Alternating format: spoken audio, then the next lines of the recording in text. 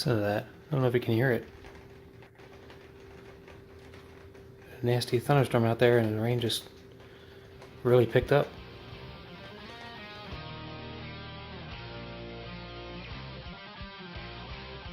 Hey guys, Matt here.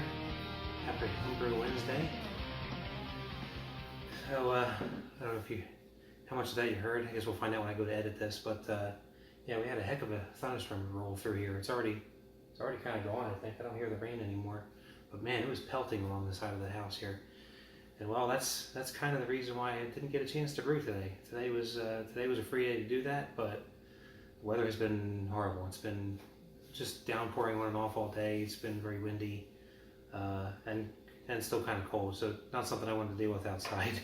So I have some more time coming up here this weekend. I'll try to get brewing. So and here's some of the ingredients here. So yeah, there's some thunder still going on out there. So I guess it's not quite done yet. But I thought tonight we would crack into this. This is I think the last beer that I have left from Wally Feck, so I thought I'd go ahead and try it out. This is his Genghis. I guess this is the Genghis Khan, which I believe is supposed to be like a pale lager. I don't have much more information on it. He does have 7% listed on here, so let's check this out. Got my trusty Phillies glass from back home. You know, even though we're down here in the South, we got some relics throughout the house to remind us of our home. We used to live near Philly for a very long time.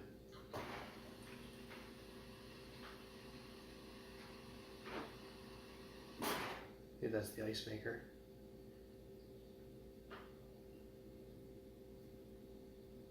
Yeah, that's just right into that glass. That was a good call. Bottle condition, I'm going to guess.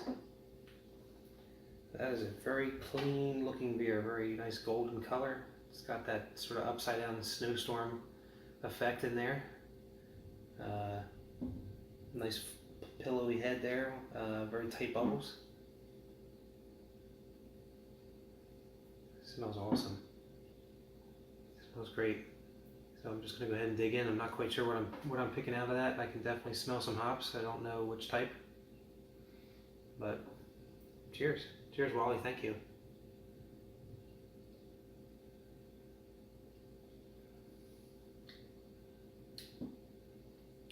Oh, that's delicious. Definitely more of a hop presence than my Munich Helles, which I guess is kind of what that was supposed to be for that style. It's supposed to be more malt forward. This is definitely a little bit tipping the scale the other way a little bit more hop forward.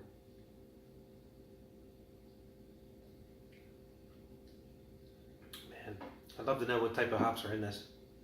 I like that. It's really good. Thank you, Wally. Very refreshing beer.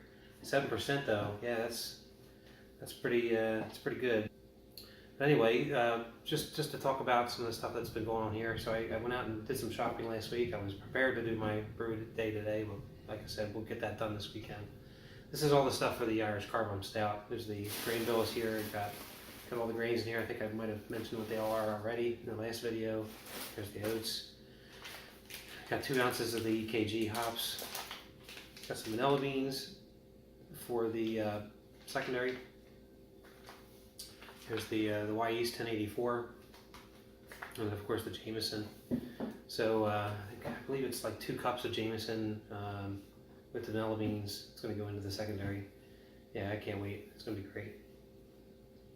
The other thing that I had going on, so tonight, since I didn't get a chance to do the outside brewing with the nasty storm we've been having, I did brew up a soda for the kids. Nice. Love that. I love thunderstorms.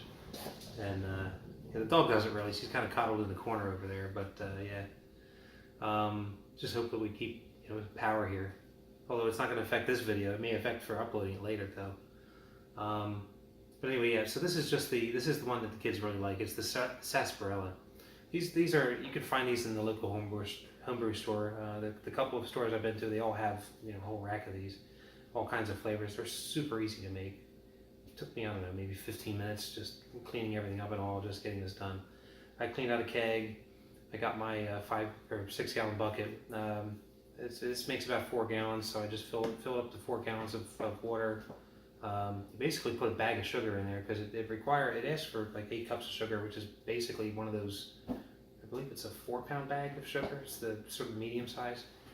You don't even have to measure it. It's pretty much, it's like 8.5 cups or something. I just dump that whole thing in there, and then you put this in, mix it up, throw it into the kegerator, throw it on the CO2, and done. It's super easy.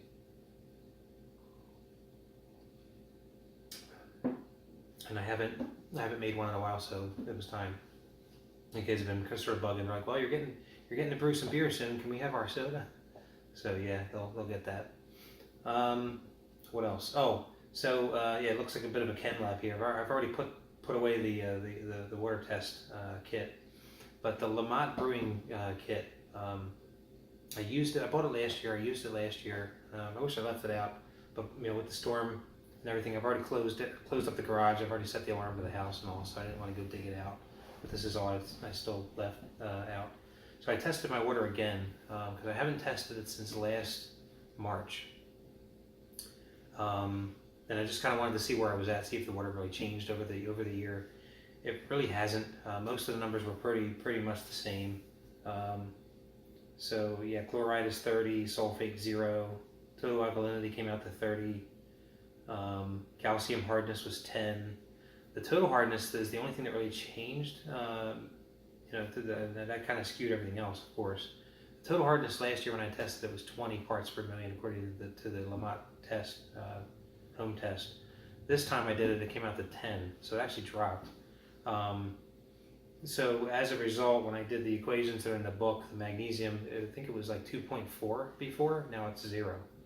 Because I believe the way magnesium worked in the book, I already put it away, but I believe it's like total hardness divided by calcium hardness times some number. I think it's like 0.24, and because it was 10 divided by 10, 0. Yeah. And no surprise, the sodium did go up a little bit. It was 24 point something. This time it's 28.911, which makes sense. It's not as hard, softer water. Probably the sodium is what attributed to some of that. So there you have it. I used my trusty pH meter. Love this thing, the Hotch Pocket Pro Plus. It's great. Use it every brew day. I calibrated it again tonight just to test it out. pH really hasn't changed since last time either. I think it came in around 7.1 this time around. I think last year when I did it, it was 7.2 on the tap water. I calibrate it every time, every brew day, just to make sure that nothing is out of whack. I use these solutions, the 4.01, the 7.0 solutions, just to kind of calibrate it. Now the one thing that is going to be different this time around, out of all the beers that I brewed last year, after testing the water and starting to mess with the brewing salts, this is the first time where I'm going to have to actually raise my pH by a significant amount, and that's because we're brewing a stout. All the darker malts are bringing that pH down in the mash. And according to Brewing Water, before I messed with any of the numbers, it said it was going to be a 4.9 mash, which is way low.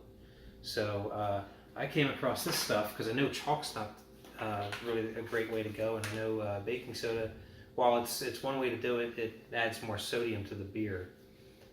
I went ahead and picked up this pickling lime, which is one of the things that they recommend you use to raise your pH. So it raises the pH, and it also increases the calcium content. So that's not a bad thing.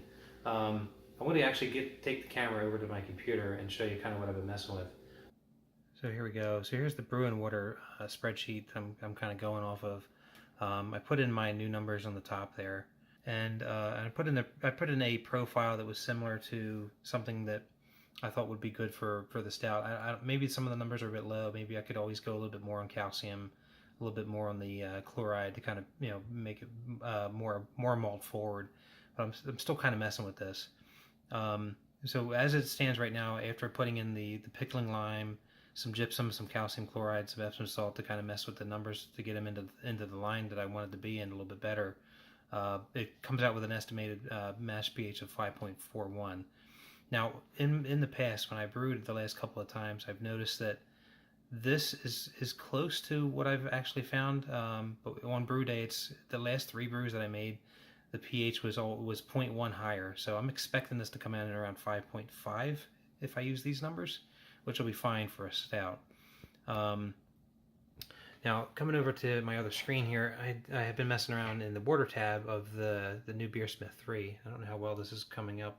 I can kind of read it on my phone, which is what I'm recording in. But I kind of punched in the same type of information, the calcium chloride, the gypsum, the Epsom salt. There is no pickling lime in this, unfortunately, so I couldn't put that in.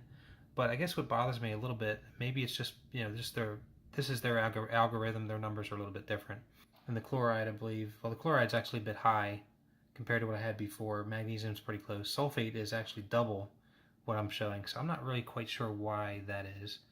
And then, of course, the pH. What's interesting, let me see if I can, here we go. It's actually under the mash tab. There's a number in there for unadjusted mash pH, which I found interesting. It actually matches what's in brewing water. It's 5.41. But of course, I haven't even put the pickling lime into this recipe. Everything else is the same.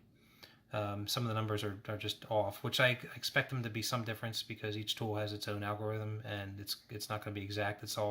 I understand it's all a bit of a prediction. But I just found it interesting that the pH is probably not something I can trust in Beersmith because it's the same. Which, with the grain bill that's on this, it should be far lower if no adjustments were made to that. And there's our buddy Larmo22, watching him for his Homebrew Wednesday this week. That's just catching up on all the other Homebrew Wednesdays earlier today. So, how you doing, Larry?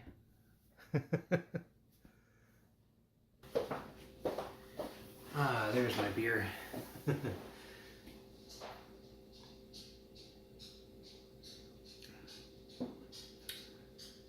Yeah, after sitting for a little while, it really hasn't changed. It's great. It's just as good as when I poured it.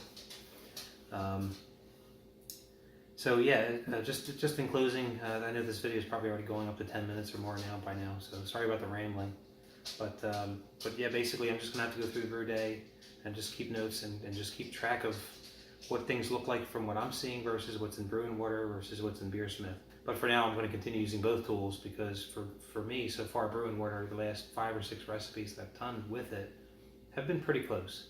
I don't have a good way of measuring the mineral content. I'm going to just go with it as face value that those numbers are what they are. But as far as the pH goes and estimating that, it's really close.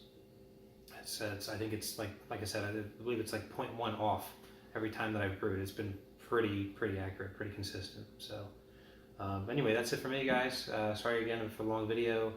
Hopefully you guys will see me next week and I'll have some brew day footage for you. So with that, I hope everyone has a great rest of your happy Homebrew Wednesday, even though it's now bled into Thursday. But hey, who's counting, right? It's still Wednesday for me. I haven't gone to sleep yet. But anyway, so cheers. I'll talk to you guys next week.